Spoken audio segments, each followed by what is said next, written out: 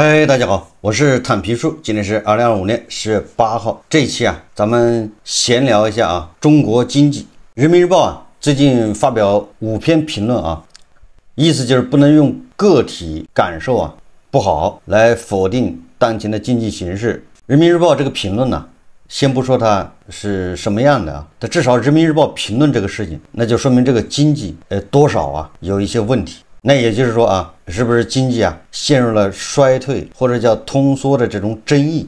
那这个是客观事实吧？就是说我们也不能说现在就是不好，也不能说现在就是好，但是至少有人开始争议，尤其是广大网友很多人感同身受，觉得压力越来越大。今天我看到一篇文章这个徐小年大家也知道他是什么人吧？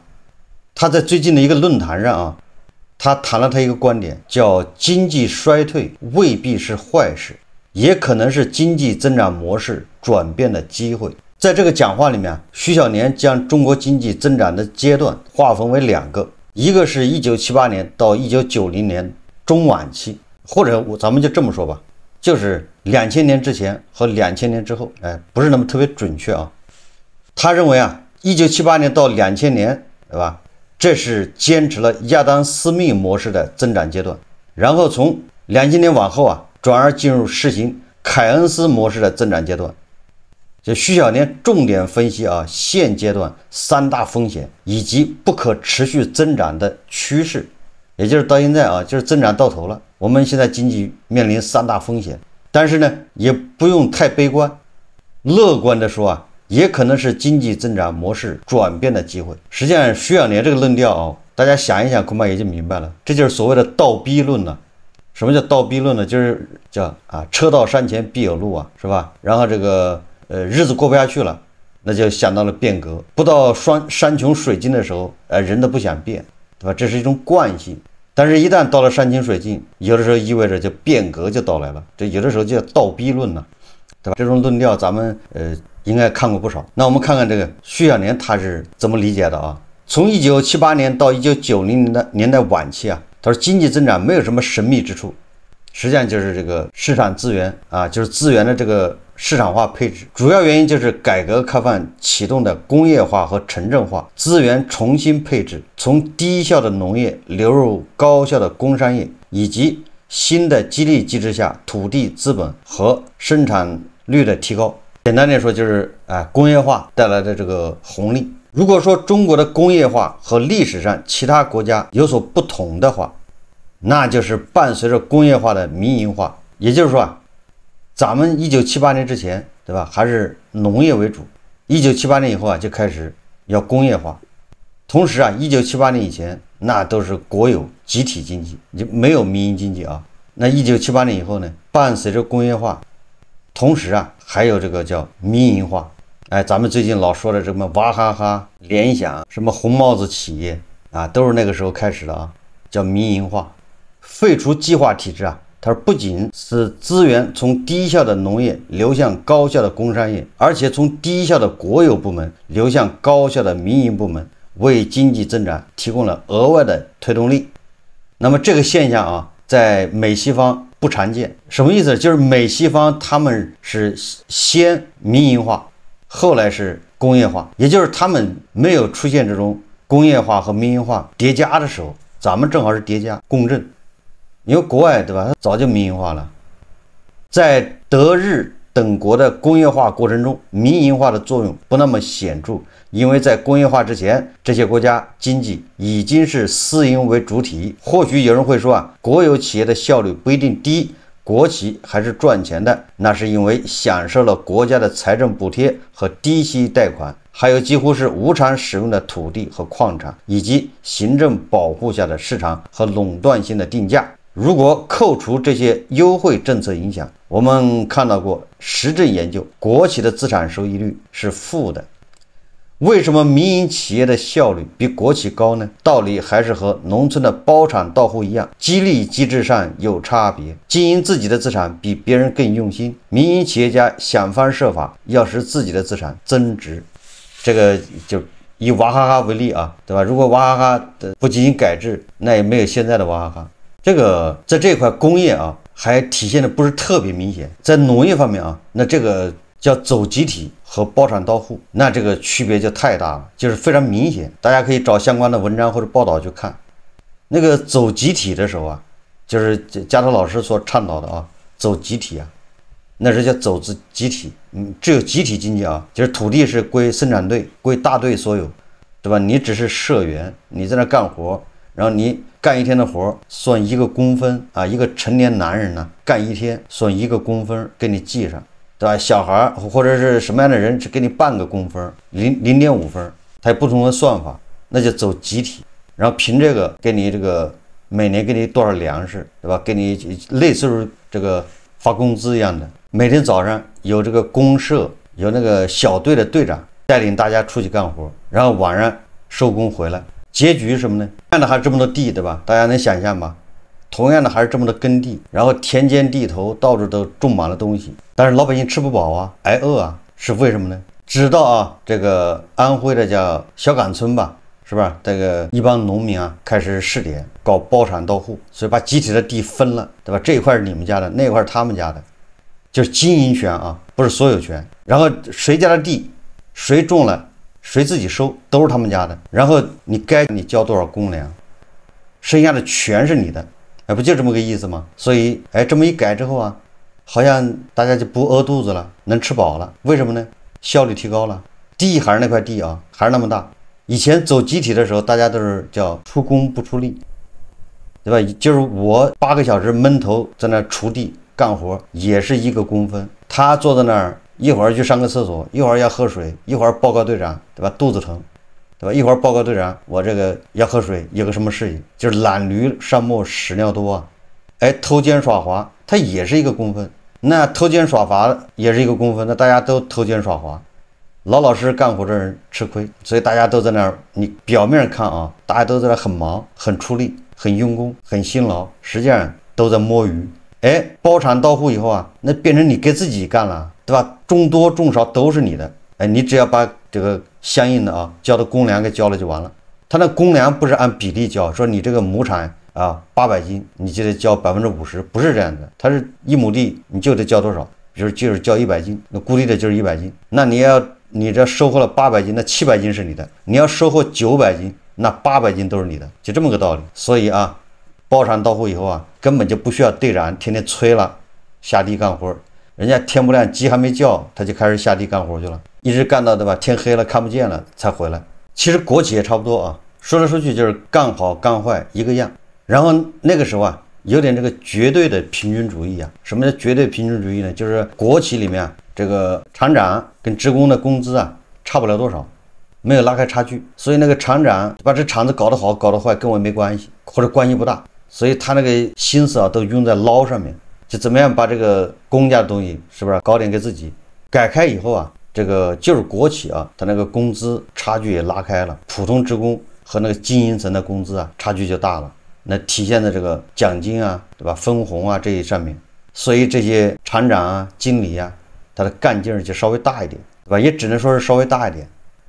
但你把这个国企变成像娃哈哈那样的，那宗庆后的干劲儿就大了，更大了，因为就跟那个包产到户是一样的，对吧？小部分给国资，剩下的全是自己的。你说他能不卖力吗？我们接着看这个徐小年怎么说的啊？他说啊，民营化带来的另一层效率改进是社会经济活动的协调，从政府指令变成了市场的价格信号指导，从有形之手变到了无形之手，这不就是叫用市场来进行资源配置吗？无形之手比有形之手效率高的道理，又是私密讲的。如果某种产品价格上涨，说明供不应求，企业为了赚出更多的利润，主动生产这种产品，满足市场需求。供需的衔接用不着政府指挥，就是用不着这个政府这个有力的大手啊。在计划体制下，没有价格信号，政府想指挥也指挥不了，因为他不知道供需缺口在哪里，也不知道缺口有多大。更不知道由哪家企业来生产，什么是最合适的。市场经济中的价格调动了企业的积极性，实现企业赚钱的私利和满足社会需求的功利的统一，利己和利他的统一。就像斯密说的，我今天能吃一顿可口的早饭，并不是因为我的厨子爱我，而是因为他爱他自己。他认为这份工作不错，为了保住这份工作，他才讨好我，用心给我准备早餐。在改革开放前半段，长约20年的时间里，中国经济的高速增长靠的不是政策性的投资拉动，而是市场机制和民间的活力。不靠资源投入数量的增加，而靠资源配置效率和使用效率的提高。政府在经济中的角色不是取代市场主导经济活动，而是破除陈旧体制对经济的束缚，调整政策，修改法律，满足市场发展的需要，减少管制，让民间创造力和市场机制得以自由发挥。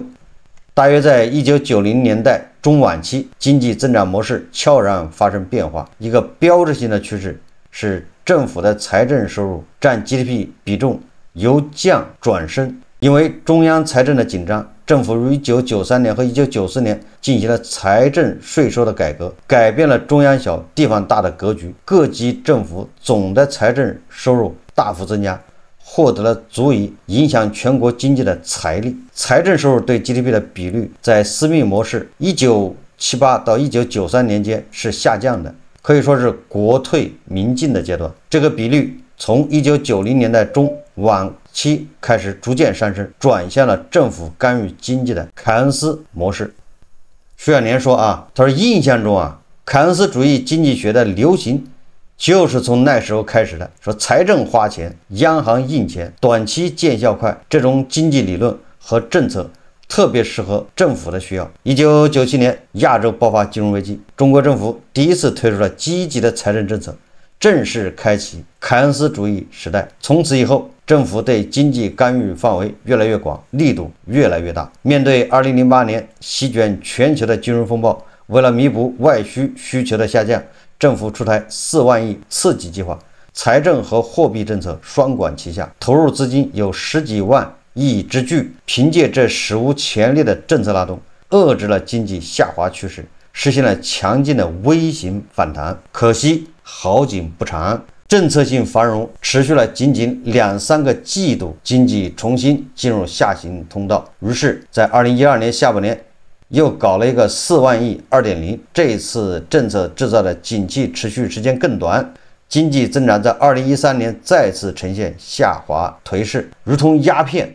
凯恩斯主义政策刺激了短期需求，但在长期无法实现可持续增长。不仅如此，救急性的措施多次使用，逐渐常规化，养成了对鸦片的依赖。这一点实际上咱们从这个救房地产、救楼市这些措施上可以看出来，就是政府的干预，对吧？出台一波又一波的救市措施，一年全国所有的这个地方加起来出台那个救市措施，多的时候是800-900条，少的时候今年还少一点，400多条。但是救市的结果是什么呢？有网友把这称之为挤牙膏式救市，救的结果就是，对吧？这药不能停，你一停它就不行了。然后就形成了一个恶性循环，就是韭菜就等着，知道你后面还要救市，还有更好的政策出来，所以他就等，形成一个条件反射。那市场呢，那就不停的喂药。政策性投入推动经济增长之所以不可持续，因为政府再强大，它的资源投入能力也是有限的，它不可能无止境的借债，也不可能无限度的发钞。第二，即便政府能够继续投入资源，迟早也会碰到一堵无形之墙，即经济学上所说的资本边际收益递减规律。资本投入越多，收益率越低，但投资回报降到0时，再投资也拉不动经济了。数据表明自4万亿刺激计划以来，每1亿元人民币投资所能产生的新增 GDP 却在逐年下降，从2009年2毛多降到2014年的几分钱。这就是边际效益递减呐。以前你投1块钱 GDP 就能涨2毛多，2014年是投1块钱 GDP 只能涨几分钱了。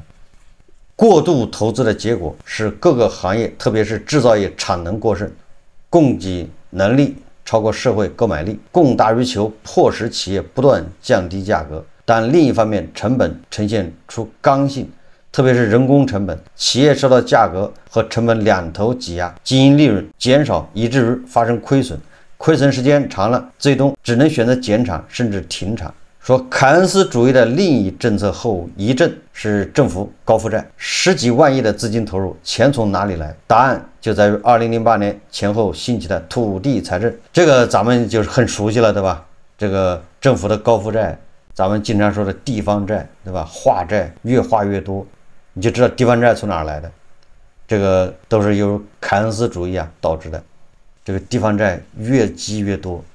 土地财政筹集资金又分2种方法，一是征地卖地，政府用很低的价格从农民那里将土地买来，再在市场上高价卖出，差价就是政府的收入。这个我在以前节目介绍过它不是简单的买地卖地因为中国也有比较独特的这个土地管理制度我们的土地你不是随便用的，土地分成对吧？什么林地，什么农业用地、种植用地是吧？还有什么工业用地、住宅用地、商业用地，那土地性质非常复杂然后咱们还有一个叫什么18亿亩耕地红线，就是全国耕地保持在18亿亩以上，不能低入这个红线。基于这个，所以国土资源部这个都已经精确了每个省、每个地区，对吧？你有多少耕地，给你限制死了。大家也知道，这地也不能多，对吧？多那你只能跟俄罗斯一样的去抢地，它不能多。那为什么城市越建越大？大家动脑子想一想城市是不是在摊大饼？但是咱们的18亿亩耕地红线好像没变过，咱们的耕地18亿亩没动过。那个城市摊那个大饼，它那地方从哪儿来的呢？就那玩意儿就是挪指标挪出来的，把农民的这个宅基地把它变成耕地了。你看耕地这一块多出一块，那在相应的在那一块它就可以少一块。而农民的宅基地变成耕地叫复垦，给他多少钱呢？对吧？宅基地1亩5万块或者10万吧，一般宅基地到不了1亩对吧？你顶多是100个平方到头了给你5万块。但是他这个地挪到城市之后，那也可能变成5个亿。这就是政府用很低的价格从农民那里将土地买来，再在市场上高价卖出。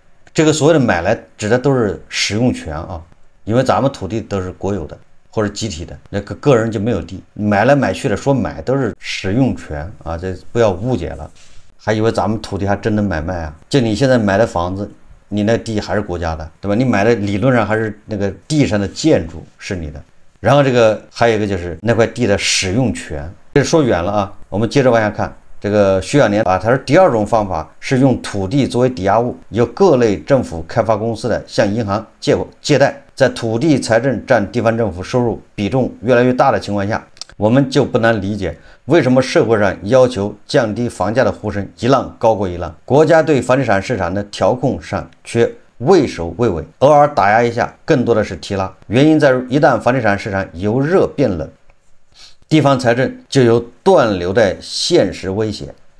这个咱们也经常说你看，我记得咱们这个叫国有土地使用权转让，对吧？以前最多的时候1年都是10万亿多的还不止。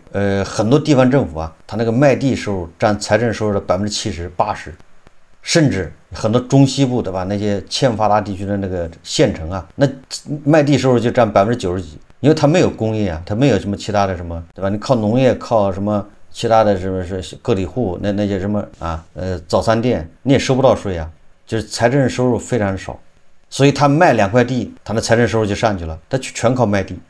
相反你像那个深圳、上海，他最火的这种卖地收入也只占他这个财政收入的30-40%，人家60%还是靠这个工商业，对吧？靠各种税。2024年好像我们卖地收入不到5万亿了，就是腰斩。但是地方政府支出它是刚性的，对吧？花钱，然后收入这一块砍掉一半，那你说他这日子怎么过？能不出事吗？但是他又没出事，所以那你只能想象他又不知道跑哪儿借钱去了，完了这个地方债就莫名其妙多了，你只能这么想，对吧？按道理，对吧？就像你们家2个人上班刚刚好，开支，对吧？还按揭贷款，孩子上学正合适，结果突然一个人失业了，那按理来说你们家这个就过不下去了，因为你这开支都是刚性的嘛，刚刚好，对不对？你突然少了一半的收入，但是你们家又没有暴雷，那我只能怀疑你是跟你们家亲戚借的钱渡过难关，这个道理好想吧？所以说这个为什么地方债莫名其妙在涨，对吧？它只是，对吧？换各种手段呢，各种巧立名目、移花接木，本质上就是他没钱了，对吧？所以大家就感觉这个路上罚款多了，营商环境差了，对吧？动不动就要倒查，就要追你10年前的钱，那个徐小年就说啊，他说我们可以看出中国经济的3个主要风险，多年执行凯恩斯主义政策所积累的风险。他说，第一，土地是有限的，可用的土地资源越卖越少，土地财政难以为继，而过去借的钱又到了偿还高峰期，所以说地方政府债务是中国经济的一大风险点。这个我觉得徐小年说的不对，不是全不对啊，就是他对土地的理解比较片面嘛。在现在这个情况下啊，土地资源越卖越少，这个逻辑上是对的啊。但是目前的矛盾不是土地越卖越少，而是土地卖不掉。我换种说法吧，如果现在土地还能卖得掉，价格不错的话，这个土地还够卖的。政府那土地多了，因为我知道它的指标是怎么挪出来的，它既能保持18亿亩耕地红线不变，它又能源源不断的有地出来，对吧？也就是那个就像海绵里的水啊，它挤一挤还是有的。真的到最后挪不动了，那最后它还有这个工业用地变住宅用地，对吧？条规变性，如果工业用地也调的差不多了没了，它还有啊，对吧？那个住宅用地它还可以再叫棚户区改造啊。那拆迁什么意思啊？就是你那个低密度的房子，把你变成高密度的块地，以前只有10户人家，现在给你搞一下变成100户，100套房子出来了，那你说它也是赚钱的，对不对？他这个地他就值得把你们，对吧？拆迁给你钱走人，无非是土地成本高一点。所以说啊，有的玩，只要这个价格合适，价格涨的，所以说土地资源越卖越少，那个还远着呢。那现在为什么卖不动？这主要是地卖不掉，对吧？你开发商不敢买，买了之后开发成房子卖不了啊。我不知道大家有没有感觉啊？你比如说杭州、上海、成都，那土地是越卖越多啊，哪也越卖越少，是吗？所以他说的第一个意思就是地方债现在成了一个风险点。那意思就是你去年花债，对吧？那个债是越花越多啊。徐小年说第二个啊，他说如果政府欠债还不了，银行坏账就要上升，而银行资产质量恶化，正常信贷功能受到影响，对经济冲击将会是全局性的，这个就叫系统性金融风险。目前就是面临这个。以前银行啊最担心的就是房地产暴雷对银行的冲击。这个冲击主要体现在房企，对吧？大量的这借款、贷款，恐怕形成坏账，这是大家担心的。结果啊，房企的这个冲击还没来，或者正在路上，这个个人按揭贷款的冲击先到。你说这谁能算得到呢？由于经济低迷，由于这些出了这样那样的问题，房价下跌，导致很多买了房的人是不是面临着断供、弃供、断贷？一个两个断供不要紧，对吧？如果大面积的断供，实际上这个困难就交给银行了。大家都把房子给银行，你去处理吧，那银行就处理不了了。这才系统性金融风险，就是这个。所以说啊，大家预期的这个房企对银行的冲击还在路上，对吧？还没到呢。个人按揭贷款这个先来了。